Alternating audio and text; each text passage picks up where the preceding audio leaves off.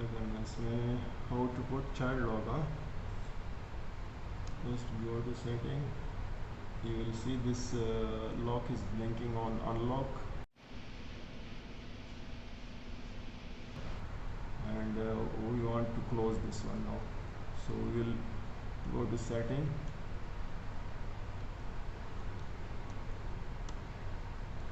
when this is blinking we'll put this arrow.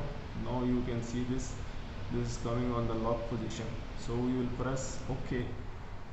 When you press OK, it go to the child lock position.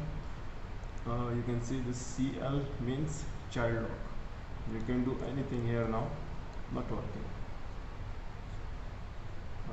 Now we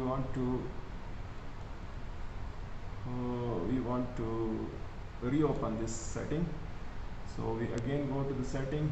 You see this blinking on lock position, and now we put this arrow, one time press.